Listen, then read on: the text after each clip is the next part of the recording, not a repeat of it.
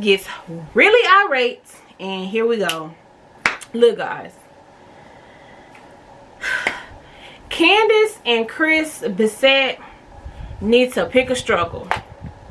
Either y'all are wishing motherfuckers would and beating somebody's ass, or y'all are going to get bopped, dragged, and taken to the courthouse.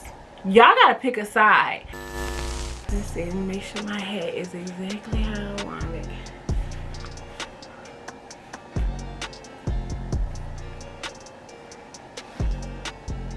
Hi guys, welcome back to my channel, being Simone Iman. This is Simone Juan, and if you're new here, I do a little bit of everything. This is my personal diary. So as you can see, we do television show reviews, we do hauls, we do product reviews, product suggestions, just whatever I'm feeling at the moment. So if those are things that you're interested in, oh, also fitness, because 2021 we coming with it, and I'm gonna let y'all know what I was working on with this body all 2020. But if those things are things that you're interested in, or you're just feeling my vibe, my personality, then go ahead and click the subscribe button, hit the bell notification so you get notified every time I upload a video. Look guys, I've been downplaying myself for far too long, and I said in 2021 I'm giving it to the girls. Okay, I'm giving it to the girls. And so yeah, so that's what we're doing over here. Right now, like I said, we're gonna review the finale episode. Y'all, I am so glad that this shit is over. The finale episode of Real Housewives of Potomac season 5. This is episode 19. They usually give the girls between 19, 20, 18, 20, 21-ish episodes a season. So I knew we were coming to an end once we hit 15. I knew it was downhill from there, and I was so excited. But this episode is an episode that I have been waiting on and banking on, because if you do not know, we are Team Monique Samuels around these parts, okay? And while I do not excuse what Monique did this season, I feel like Monique was wrong absolutely this season. I do not feel like she should be a woman on an island lonesome by herself. Candiace is venomous. Candiace provokes. Candiace gives very much Kenya Moore tease, and just like Portia had to do with Kenya in her second or third season on the show, after being verbally accosted and abused by this woman for months and months and months, she had a boiling point. She tipped over, and that's what happened with Monique. But we're going to get into it because there will be much more to discuss when we talk about Monique later on in the episode. The episode opens up with Gizelle and her girls putting up their Christmas tree, and she's still forcing their dad down their throats, and they couldn't be any less interested in him at this point. You know, children are, you know, very honest when it comes to things like family and parents, and especially when you raise them in a way where they're empowered and they know that their voice matters, which it seems like she does, because she always asks them what their opinion is and how they feel. I mean, it's telling. We see it. Why Gizelle can't see it?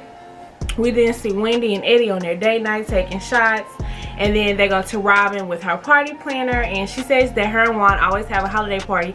Why we never been before? But never mind. And she has to emphasize that everyone of the girls on the cast is invited except Monique, which is a given. You not inviting her, girl. Bravo and Truly Original can't do that and satisfy the rest of the cast members. So Monique is pretty much filming on her own, or with Karen and Ashley at this point. Like, they be trying to act like they doing something, and you ain't really doing that. Anyway, she says she has an open bar, child, so she's a step above Miss Candiace. And in Gizelle's confessional, that producers ask her for details on this upcoming proposal from Juan Dixon, and she calls him and puts him on the spot, and thank God the call dropped, because she's giving invasive. Like, this not your mama, you don't need to know blow by blow what's going on. I think she wanted the credit and the clout for saying, "Ooh, I helped Juan plan this," and it's like, girl, fall back. The next scene is Monique going to therapy, and she says that, you know, all the things she's been going through emotionally, especially when you scared you're gonna go to jail, child, okay? I ain't gonna say all my business, but I've been there before. You be sick and sad and tired. And she goes to see a therapist named Esther, whom I was really feeling. And Esther tells her, oh, she's referred to Esther by Ashley. She tells Esther that the women have basically written her off since the altercation, and it was hurtful. And I knew that. That's what Nene be going through too on Housewives of Atlanta.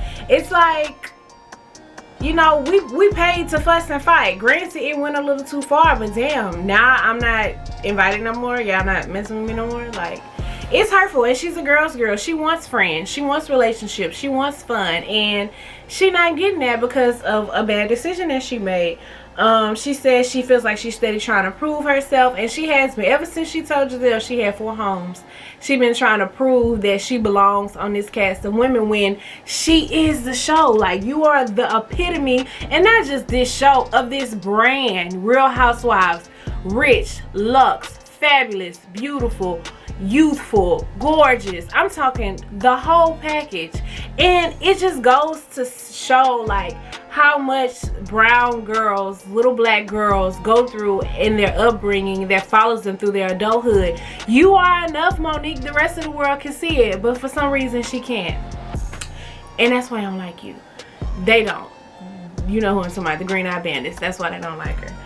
Because she's the whole package. She said she grew up in a white area. She had no friends, and then when she moved to the black area, nobody wants to be her friend because she was too proper. Gotcha. Esther asked her to write a letter to Candiace, and I'm curious to know if the letter ever got written. I hope Andy follows up with that, or a fan submits a question about that at the reunion. And then the producers asked her what everybody has been wanting to know the entire season, because people have been asking and asking. I'm talking about people on the cast, about her being remorseful and sorry. And she says that she's remorseful for her actions and fighting and stuff like that, but she's not upset about, or she's not remorseful about defending herself. It was very much so a Donald Trump moment for me, at least. It's like, girl, just say sorry for the life of us, so these girls can move past this, and you can too. Like, so the producers can go back and tell them, she said she's sorry, she said she's sorry, and you can film. Like, I'm not understanding the end game for Monique with her saying she's not remorseful. I'm just not. Then we get to Ashley actually taking Dean's monthly pics on the blanket. Y'all did that? Look, I ain't do that with my kids. For their birthday, their first birthday, I always buy the like decorative banner where I put a picture of them from each stage, but I ain't do the whole blanket thing. That's too much. Ashley says things are better since they met up with Uncle Lump and her mom. And then Baby Dean is cute, baby. I don't care how much Ashley get on our nerves. Baby Dean cute in his little outfit. She tells Michael about the wig shift party and Monique coming and how she came before to set up, and he has the biggest opinion of Candiace and Chris. That's it. But because they have had the biggest opinion of him, okay, it's not like he just out here talking junk and judging them and there's no history behind it. Like, Candiace and Chris like went at him at the last reunion, so I get it. When he said like, oh well, now she can be a victim for another night.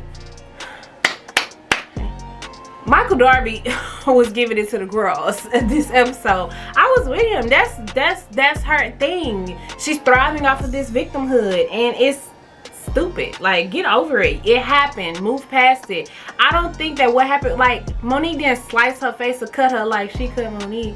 Like, it was a little hair tug, a little pull. I think the thing about it that's so traumatic to Candiace is the online bullying that she received. But she's the biggest online bully. Make it make sense, you know, or maybe because it was on national television and she's embarrassed about it, but whatever. Michael says great, she could be a victim for another night. And then he says that Chris and Candiace aren't interested in getting to know you. I do believe that. I feel like Candiace specifically, but Chris kind of ride her wave. They thrive off of whatever is being said in the blogs, and then that's who you are to them. But then also, I don't think Candiace and Ashley River really got off to a good foot, and then that kind of messed up the footing with the husbands. I don't know. But he says, you know, Juan and Chris Samuels are like great because they're Southern black men. They're likable, especially Chris Samuels. Like, it's not hard to get along with somebody like Chris. Ashley tells Michael about Juan's proposing and how he bought a ring and she saw the ring. Gizelle went far, right? She showed her the ring. And he's like, that's impossible. Look, this lends to what Karen said about what Juan says when he's drunk. And we'll find out later that, oh no, not even later, on Watch What Happens Live. Ashley was on Watch What Happens Live tonight, and she said that the men went out after the reunion last year, and there were some things that Juan Dixon said as he was drinking that made Michael be like, really? And evidently Ray told his wife what was said too. So it wasn't baseless. She wasn't just talking shit. She knew what she was talking about when Karen threw that dagger. You better be worried about what Juan say when he drinking. Pow. Anyway, we go to Candiace, and she and her mom are going to the nail shop, and Candiace is regretting how she has warmed up to Karen and had an affinity of Karen as a mother. I watched a young lady, I don't know her name, God, Lord, please forgive me, but she was reviewing the show, and she was equating like how Candiace has this issue with her mom, to her wanting Karen to fill those shoes and then being let down by Karen. It's like that toxic mother-daughter relationship that she has with her mom and how that affected her with Karen. It made sense when I heard it, but y'all kind of get the road that I'm going down. Anyway, she says that she's disappointed in how Karen has straddled the fence, and she doesn't feel supported by Karen. And then her and her mom are talking about her moving forward in life and like buying a home and having kids. And her mom's like, oh, I'll retire and come help you. And she's like, no, girl, stay where you at. And I feel her, girl, stay where you at. We don't want you there. No more camera time than you already got. She says that her mom is very supportive of her after this has happened with her and Monique. And I really think that Candiace and her mom like thrive off of trauma bond. Like their bond gets closer the more trauma they're experiencing with one another. I get that kind of with like her relationship with her biological father, and there was like a trauma bond there just because of her mom and him having outside children, and Candiace's opinion of him after him and her having a divorce. So there was a like straining relationship on both sides, and they bonded over that trauma. And with Candiace getting her ass beat, she did not get her ass beat. Her hair pulled. It kind of has given them another traumatic situation to bond over, and that's very toxic. I don't like it. Anyway, we go to Karen, and Karen is packing to go to sell her La Dame on HSN, and she and Ray are both excited. And she says she's disappointed with how the girls acted at the wig party. Y'all, it was sick. I did not like it. It was too intimate and close of a setting, and they all shaded her on how small the event was. For them to be in there yelling, throwing shade, being rude. It wasn't just like they kept saying, this is not Karen's business alone. That was the hair doctor. I can't remember his real name, but it was his shit too. And like, y'all ruined it for him. And she couldn't even stay because she was uncomfortable with y'all. Anyway, the producers show text about how she tried to stagger them in their, you know, coming time. Look, anytime you putting on a party or anything, I can only imagine with production and television, she don't always go as planned. She was probably late. Production was probably late. Candiace was late. So it's kind of like, you know, if we gotta break the fourth wall, let's break it if we must. There's no way in hell production was gonna allow Candiace and Monique to be in the same place at the same time, and they both was going to film. So come on, y'all, like they thriving off of that when that is not even a possibility. Plus, it didn't happen. It just really irks my nerves. But yeah, the producer showed a text of how she tried to maneuver that and it didn't work out. Like these hoes, they mad. They just some mad ass hoes, okay? And I loved it. She went on HSN and so La Dame, and she looks amazing doing it. Robyn and Juan go to therapy. So Robyn starts talking about Juan not being like present and a hands-on father, and we saw a side of Juan we had never seen before. Juan like got crunk. Like shout out to LaTroy Davis, Tamar old assistant. I follow him on Instagram. He always talk about some shit crunk. He got crunk on her. He was like, whoa, whoa, whoa. He's basically saying, you know, I wasn't a perfect person or a perfect father, but neither were you, sis. Come on, don't do me that. Don't do me that. Divorce came easily for Robyn, she said. She said she was so distracted by being a new mom, and she was a zombie that she was like, filing for divorce on my to-do list for the week too. I told y'all in one of my reviews a few weeks back that in one of the groups I'm in on Facebook, they had pulled a receipts of him. He had like a full-blown relationship with a woman when he played overseas ball. he called her the love of his life. And maybe that's what he was talking about when he says he found affection and satisfaction elsewhere. Because after they got divorced, he like Chung Deuce and had a serious relationship. And not only lived out of the country with her, but he brought her back to the States with him too. And they lived in Maryland. But he says that Robyn has always been there. Robyn has always been his rock. And I think that's just something that they both bank on. There's a lot of comfortability and familiarity in this relationship that keeps them in it. And if that works for them, that works for them. Who are me to judge? I think that it was cringy for me to see. I know Robyn was like emotional, but she couldn't look at him and tell him I'm proud of you, or there was no genuine embrace. She kind of just like laid her head on her shoulder. Like, I get more sparks and fireworks from Karen and Ray, and that's all they do is shade Karen and Ray relationship. Like, Juan and Robyn just don't give it to me. They don't give me madly in love. Ray and Karen, with all they went through this season, give me more genuine affection and love and a solid relationship than Juan and Robyn. And that's just where I'm at with it. The holiday party. So Gizelle is excited and putting together her attempt of an outfit. It actually wasn't that bad though. Like, it came together well. She didn't look bad. I liked her top. Robyn is dressed and she asked her oldest little boy, I think that was the oldest, how she looked. Girl, you need a good brassiere. Like, pick them titties up, sis. None of them, the underclothes don't do it for me with none of these girls on Housewives of Potomac. The best one, and Monique thing sit up in her neck, but Wendy titties in that green outfit look is to the floor, honey. It's like, woo, you need to girl. Robyn needed better underclothes, and in her reunion dress, we're gonna talk about that next review. Same, her titties was on the floor, but her boy was like, why your boobs look like that? They looked bad. Candiace and Chris are in a car riding to the party. She says that Robyn asked her to perform her remix, which I'm like, okay, anything but happy birthday.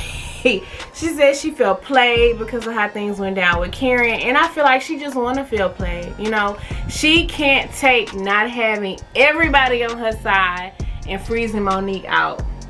Like, life is about perspective, folks, honestly. And if you don't want to be miserable, it's some shit you gotta let go. It's some things you gotta agree to disagree with and move forward. Like, what good are the sticky notes if you can't let this shit go with Karen? And Karen ain't put hands on you. She just chooses to be neutral. Like, sis, you gotta pick your battles. You gotta grow up. Anyway, Gizelle rides with Cal, and no wonder her hair be looking like that. What Cal had on, y'all? That sparkly bomber with a baseball cap? No, ma'am. No ham. No bacon. What? To a holiday party of that caliber? You see what Gizelle had on? Why in the hell did Cal should have left his house, y'all. This hat giving me the blues. I gotta be here. Cal should have had a bag packed when he went to work that day, but she said it was a Saturday. I'm not getting it. Maybe he did work on a Saturday. He a hairstylist. He probably did. But Cal, you could have brought it, honey. I bet if the hair doctor would have been invited, baby, he'd have slayed the gross. Anyway, she says Jamal couldn't come because he has church in the morning. Okay. Then Gizelle starts grilling Juan about the proposal. He kind of gives her this look like, if you don't back the hell up, like, get out my mix. I'm just gonna do it. You don't need to know when. Ashley and Michael arrived, and Ashley's little ponytail was snatched. It looks so pretty. I loved it. Michael gave Gizelle that big Karen Huger energy. Your man not proud of you? Where he at? And she's like, I'm never bringing him around Michael. Robyn also said Juan wants her to have a baby, but y'all caught that when Robyn was like, that's why Juan wants me to have a baby? Girl, the women think Karen is avoiding coming to the party because she doesn't want to explain the shit that happened with Candiace. But I honestly, maybe I'm drinking Monique Kool-Aid too, but I felt like, okay, her plane messed up. What's she gonna do? She not a bird. Michael Darby is not supposed to be drinking. Look, Michael Darby was real. Y'all, I'm tripping. Was real Karen Huger energy. He wasn't supposed to be drinking in front of them either, but he was throwing back them Coronas before he really just was like, fuck it, give me the tequila. Okay? And I forgot what he said. What did he say? But it was very much Karen Huger. And all I remember from this portion of the set and the scene and what was going down at the party is Robyn kept saying it's the open bar. Robyn was so proud of her open bar, y'all. Gizelle and Ashley talk about Juan proposing, and Michael is still like, nah. So then Gizelle Massey is gonna go get him. And when she walked away, Michael was like, why would I tell her? Yeah, so look, I liked Michael in this episode. Till he was walking down the sidewalk pissy drunk. I was with him. And then he says that Juan is not proposing, but I also think that Michael is kind of like reeling them in a little bit, like really playing it up. Like, I'm sure, you know, it seems like him and Juan have a really good relationship, and Juan probably did share with him some information off camera, but I also think he likes seeing the women squirm in their seats a little bit. That's just what it's giving me. And then they give B-roll footage of the party, and child, Charisse, here comes Charisse, filming for free, child. Charisse was so thirsty this episode, y'all. Like, every time the women were filming a scene, she felt like she had to be a part. They gave a toast. She got her glass up in a circle. They like, oh, let's go sit down and talk. She's sitting in the middle of it. I peeped this, though. When they sat down with Karen, when Karen arrived, their producers told her to get her ass up and go on by her business. Because that's when she went to the bar with Michael and them and tried to do a little sachet like she wasn't bothered. Girl, you not on the show no more. And that's why she did everything that she did to Monique, to try to create something that would make her a central portion of what was going on. So since I started the rumors, y'all have to bring me on to talk about it. That's the vibe she was giving me, and I'm not here for it. She was so thirsty this entire episode. Like, it was cringy. Candiace is about to get ready to sing, and child, for the first 30 seconds it was a flop. But then when her music kicked in, I liked everybody's little bob. Eddie was so cute. His little bob was so genuine. He was like, yes girl, okay, I thought I was gonna have to Kiki Shepherd you, said, man, you get your ass up out of here. And then to Michael's surprise, after Robyn goes up after Candiace sings, Juan does the thing. Look, I don't like Robyn too much, but that was perfect. It was beautiful. I loved it for her, for them. That moment was amazing. I kind of feel like she knew though. Anyway, Juan and Michael are really good friends, you can tell. And Michael is like, you know, like, oh, kind of shocked about it. Like, man, that's great. And he's congratulating him. Let's go take a shot. And, you know, when they're at the bar and they're talking and they're having their shots and shit, I'm just like, wow, this is like a real bromance. But y'all know what I think? I think that Michael Darby is a millionaire. And I think that Juan Dixon is the head basketball coach of a struggling college basketball program that has a GoFundMe account that needs a lot of support. And I'm not saying he's just friends with Michael because Michael a millionaire, but Michael is in a elite group of men in that area where he not the only millionaire. You know, he know a lot of different millionaires, and that is of benefit to Juan Dixon. Y'all see where I'm going with this? Because it just, maybe Michael Darby is a hoot. He's a really cute, cool guy. He got Ashley, and I think Ashley is a cool kitten, okay? Word to Carol Baskin.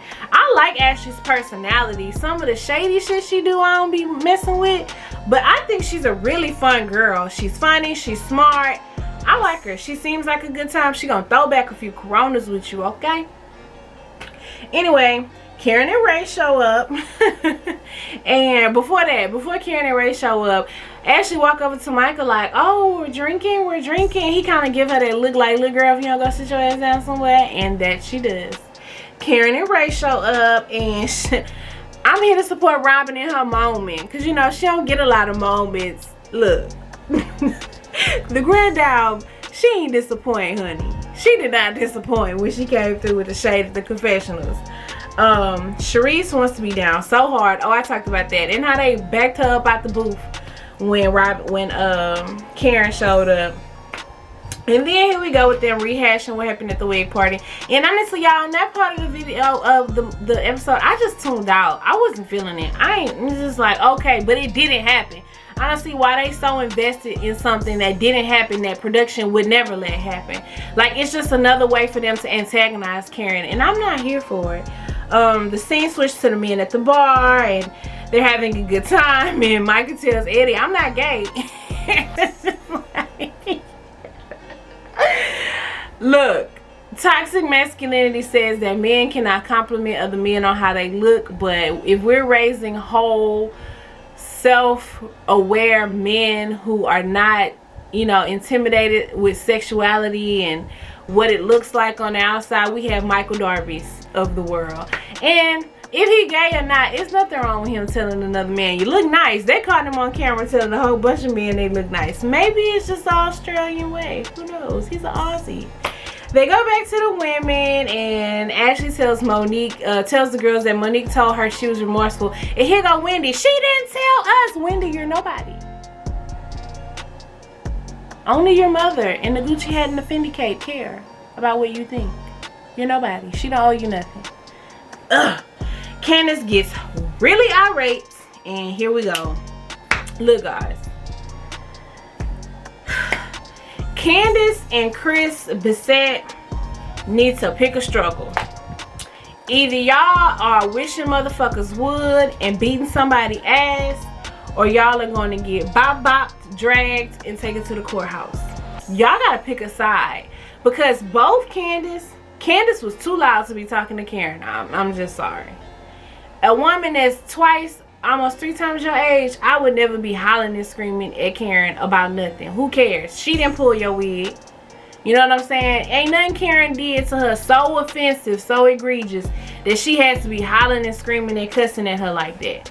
Now, as far as Michael and Chris, Michael was drunk, just like Candiace was too. It was an open bar, and Robyn couldn't stop telling them that. When Michael went over there to talk to Chris and tell Chris, get your wife, Chris was already triggered because they don't like each other. So Chris's natural reaction was an overreaction, and him pushing Michael down and all that kind of shit. Not pushing down physically on the floor, but you know, like bagging him all the way up. It was too much. It was too much. I would have said, yeah, all right, fuck you, and kept going with what I was saying or what I was doing. You know, I wouldn't have paid it that much. It didn't. What Michael didn't warrant that reaction. It was topsy-turvy. It was too much. Now the after effect, how Michael was acting with production and out on that street and stuff, Michael needs to dial back. He should not have been drinking, point blank period, because it went too far. He was not in control of himself. It is what it is. But at the end of the day, Candiace and Chris with that wishing people would, and you know, daring people to touch them, or saying you need your ass beat and I'm gonna beat your ass. Like, y'all can't be that person and the person that pressed charges.